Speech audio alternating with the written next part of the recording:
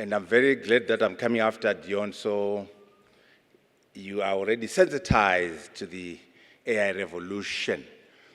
What are we saying? We're saying this technology is transformative. How can we use it as Africans to improve the quality of life of our people? How can we use this technology to solve our problems? We must have urgency. We must take charge of this technology so that we use it as a driver of inclusive development and shared prosperity in Africa. Yes, there are dangers. Yes, there are risks. But why don't you and I concentrate on the potential? Concentrate on the potential to make a difference in the lives of Africans.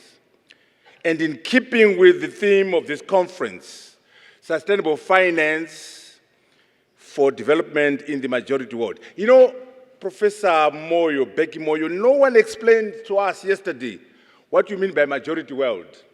I'll say a bit on that, because it's very important. In the AI revolution, we need to think about scale. We must think about Africa as a continent and work together as a continent. We must work together in the global south. What do we mean by global south? The emerging and least industrialized countries. That's what we mean by global south. And when you look at the numbers, in the world we have 8 billion people. 6.6 billion people are in the global south. So the global south is the global majority.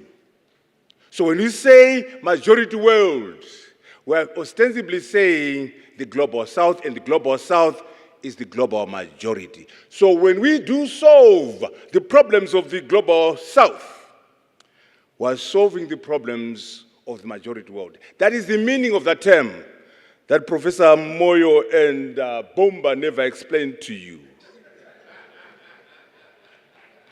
Majority worlds. It is very important for us because in the AI revolution, we have to work together with China, with India, Singapore. Africa must work as a continent. So we're talking about 6.6 billion people. Majority world. Of course, we are Africans. How many are we? 1.4 billion of us. Can you imagine if I was to rock up and say, here I come, I'm the African. I speak on behalf of 1.4 billion people. And behind me, I have a collective GDP of $3.4 trillion. And I have all these minerals. Even Trump will cut a deal with me. But don't go as little Rwanda. Go as little South Africa. You're very small South Africa. Don't go to Trump alone. Go as Africa. 1.4 billion people. This is how we're going to take charge of the AI revolution. But more importantly, why just Africa? We got the African diaspora, global Africa. What are the numbers for global Africa? 2.2 billion people. 2.2 billion people in global Africa. And what is the economics? According to their numbers, $5 trillion. We're talking about financing here, Professor Moyo. In global Africa, we have 2.2 billion people with a massive GDP of $5 trillion, according to the IMF and World Bank numbers, which we question because they don't count our assets underground. As we do AI, let us understand our strengths.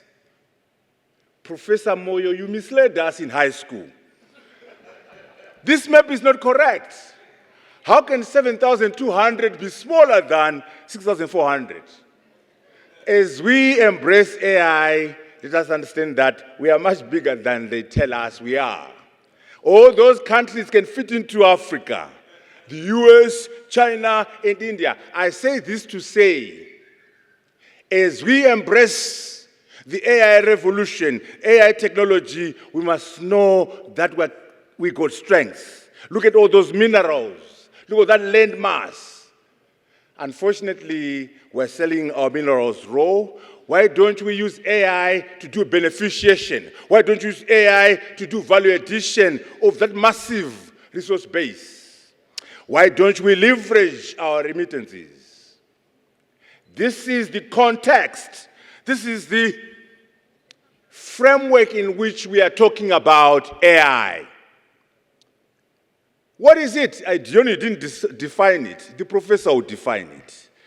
We are talking about the development and deployment of computer systems or machines that can perform tasks with human-like intelligence, learning, problem-solving, decision-making. If we can have those three things in a computer system, in an algorithm with AI. And of course, the taxonomy, single-task AI, agentic AI, generative AI, AGI. That last one is interesting. We are talking about superintelligence, where the computer system, the AI system, is smarter than the smartest human being, smarter than Elon Musk, smarter than Einstein, smarter than Newton. We are not there yet.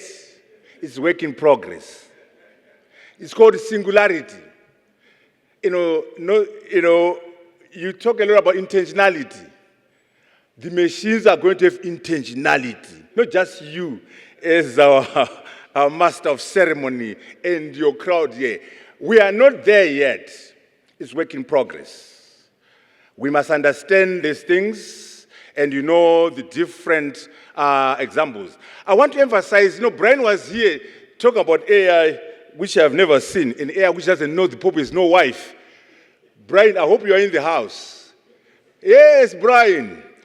Grok 4 will tell you all the names of the popes from the beginning of the Catholic Church, their mothers and fathers, and also their duration of power. In other words, yes, there are some dubious AI systems. Please, Brian, stay away from dubious AI. Grok 4, this one came out on the 9th of July. This one is serious business, and I'll tell you why it is serious. We have a thing, Brian, called Humanity's Last Examination. We take PhD questions in every field, in sociology, in law, in economics, in physics, in chemistry, in vet science, in medicine, PhD level questions, and fit them into this machine. About 1,000 fields. It's called Humanity's Last Exam.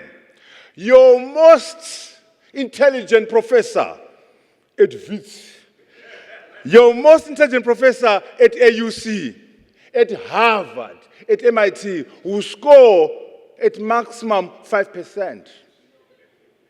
The smartest person with an IQ of 276 will get 5%. Grok 4 gets 44%. This system, in terms of exams, is a narrow definition of intelligence. In terms of examination, the machine is 10 times smarter than the smartest human being. I know intelligence is more than examination.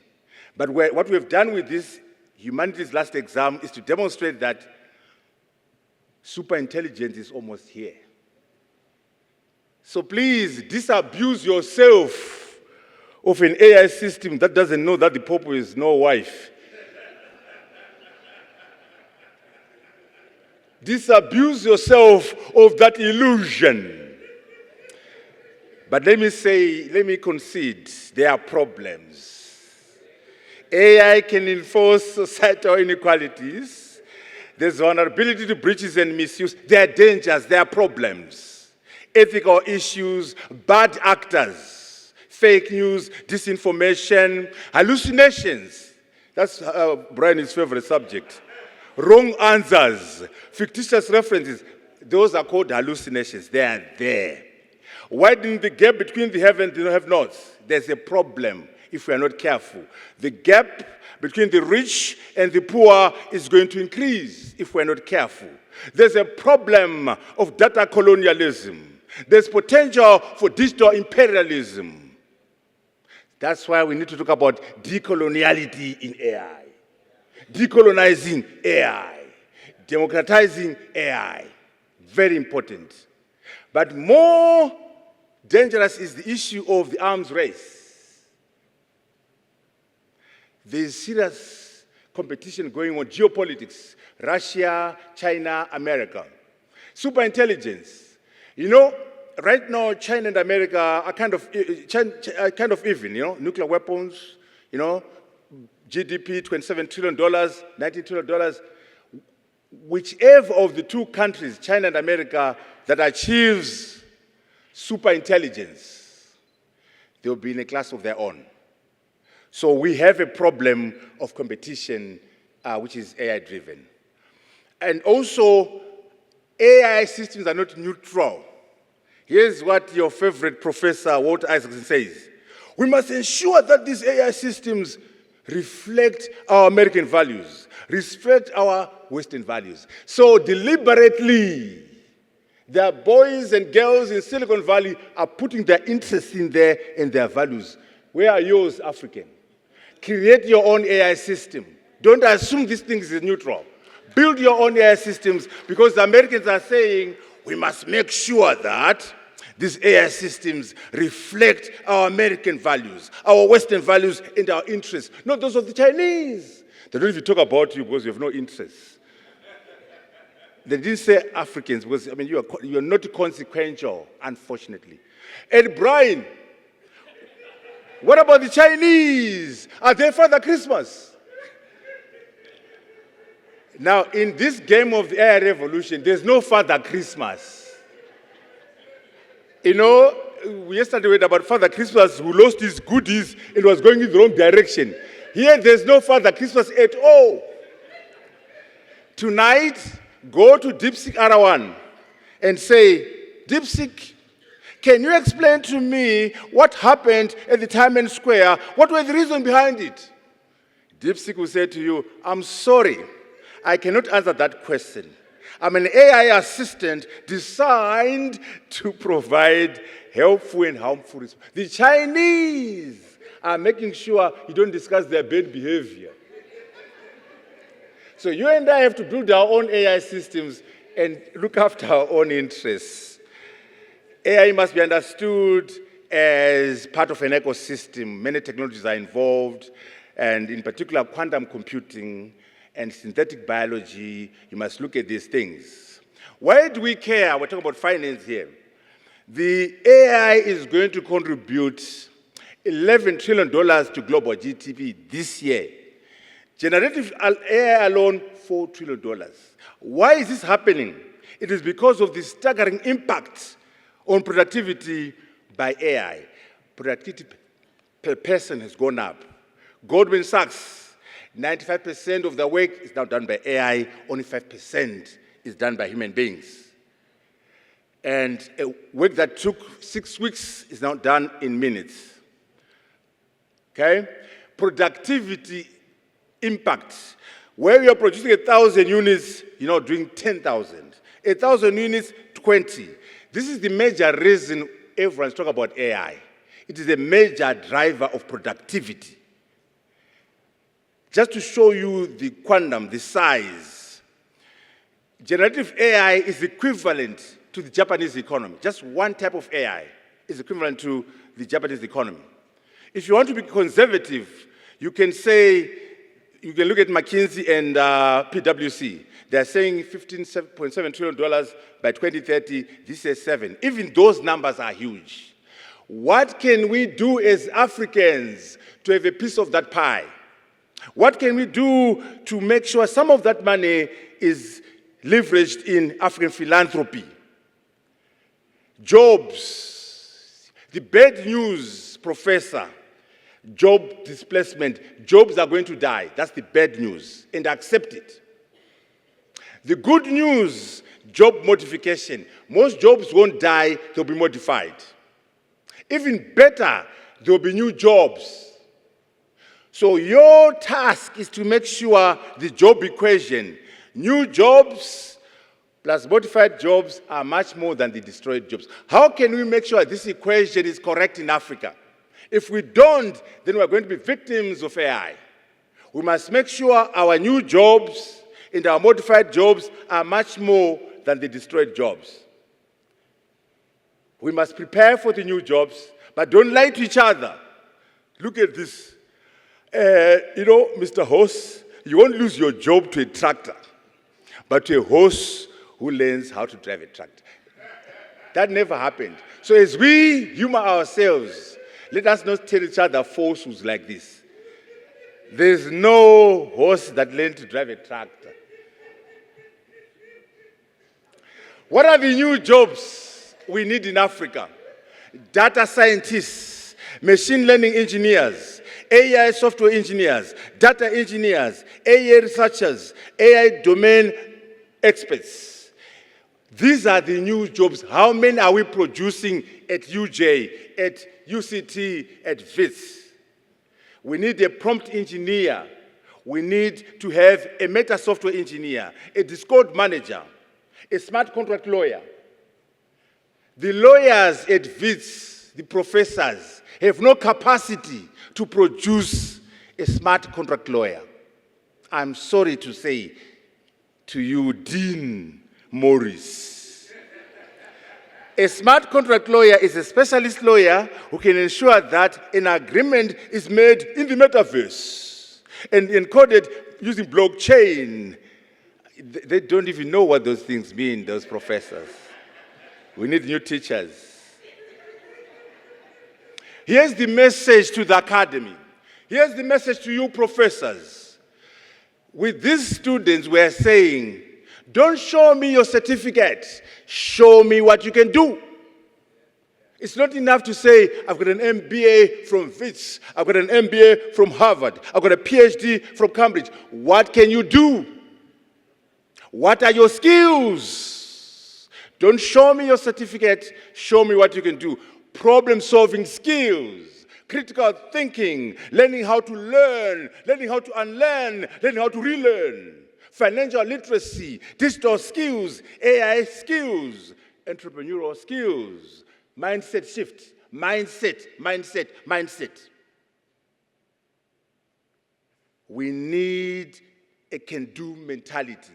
We need possibility thinkers. We need people who are self-confident. We need people who are self-aware. We need people who have self-respect. We need to push employability. We need to push the creation of jobs. It's not enough for us to create our own AI systems. We must also participate in the semiconductor industry that produces the chips. Why? I'll dramatize by looking at NVIDIA. NVIDIA, on the 9th of July, became the first company in the world to be a $4 trillion, market cap company, ahead of Microsoft, ahead of Apple. Now, this company does not do AI systems. They just produce the GPUs, the NPUs, and the NPUs. If we are going to benefit as Africans, we have the minerals in the DRC, in South Africa, in Zimbabwe. Why don't we partner and be part of that? That is huge. Just to make you understand, that number is bigger than France, bigger than Russia, bigger than Canada, bigger than us, all of us, at $3.4 trillion. Just to dramatize, I know you love mining. Look at how those mining companies are small compared to NVIDIA. Just in $1 billion, eh? BHP, Glencore, the Mickey Mouse companies compared to this. We want a piece of that pie as Africans. And you think that, Amazon is big, Walmart is big, Ford, look at how they compare to NVIDIA. I am saying that if we are going to benefit from the economics of AI, number one, we must use AI. Number two, we must build and develop our own AI systems. But more importantly, we must also be part of the semiconductor industry because we're talking about $4 trillion for one company. Okay, I'm winding down now. We must make sure that we don't put the cart before the horse. we need awareness, we need energy, we need digital infrastructure, we need compute resources, we need data, we need cash. We have 100 PhDs in one company building those LLMs. China is producing 1.4 million engineers a year. America, 100,000. We need energy. Look at China. And what are you doing in South Africa? Load shedding, stage 100. Eh? You are not ready for AI, Dean. You are joking. Because AI is energy hungry. So when you have this deficit in South Africa, stage 100, Zimbabwe, South Africa, we are not ready. We got a problem then of governance and so on. We need in each country a national vision, a national strategy of AI. As I'm winding down, I won't say much. The reason I'm saying this is, even in philanthropy, and this is for you now, you can use AI in African philanthropy. How? Data-driven decision-making. How? Predictive analytics for impact. How? Personalized donor engagement. How? Grant application screening, real-time monitoring. These are applications for you as an ecosystem. You can use AI within your system for fraud detection, for insights, for resource optimization, for the identification of beneficiaries, for impact storytelling. This technology is useful in every sector, including yours as philanthropy. In agriculture, and I'm winding down some videos. If your farm looked agriculture, the AI in agriculture market is booming, going from $1.7 billion in 2023 to nearly $9 billion by 2031. But what's driving this rapid growth? Generative AI is now a game changer, offering real-time insights and accelerating decision-making.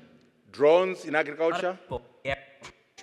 Growers, ranchers, academics, to bring about better, faster, and healthier workflows and yields. Not to mention costs. Drones are also the same drones in Gaza, drones in Ukraine, killing people. Israel used the swarm attack to strike dozens of targets, together with other missiles. AI is a double-edged sword. You can use AI in agriculture, in mining, you can use AI at war. Look at that machine that bombed The most Iran. expensive warplane made. It's visible, and it can deliver a nuclear strike without being seen. This is the B-2 Ghost bomber, the crown jewel of U.S. Now, this bomber had two people, a pilot and a bomber. In future, there will be no person there. It will be remotely controlled. Mining, energy. Applications of artificial energy sector in incredible ways. Imagine using AI for predictive maintenance, analyzing data from wind turbines or solar panels to foresee issues before they happen. Okay, so I think we can do during the discussion look at this, but I want to conclude now. All I'm saying is in manufacturing, in agriculture, in education, in governance, the applications of AI. And all these things will depend on leadership. I'm going to get to my end of my presentation, but I can see the sister is there.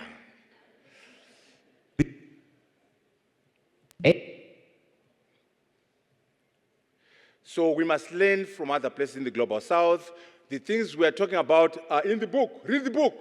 Hey, Maurice, here's the book from the professor. And there's another on SDGs. We're concluding. What are we saying? Africa must have agency.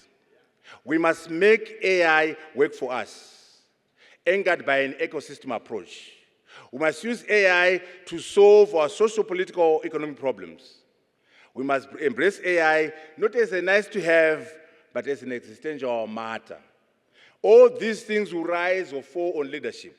Political leadership, economic leadership, business leadership, and of course, African philanthropy leadership. But I want to conclude by challenging you, Comrade Bomba, and the professor. We must reposition African philanthropy. When Africans give Africans, it cannot be charity. How can we be philanthropic to ourselves? I don't want to disrupt your language, But I want to say that you must emphasize that when Africans give to Africans, it is strategic intervention. We are not being charitable. We are being strategic. So let's keep the language of African philanthropy, but let us emphasize that when we do it for ourselves, we're not being charitable to ourselves, we're being strategic in that pursuit. Why don't we use AI to enhance and sharpen that strategic intervention? Why don't we say, indeed, AI can be a driver of inclusive development and shared prosperity in Africa? I thank you so very much.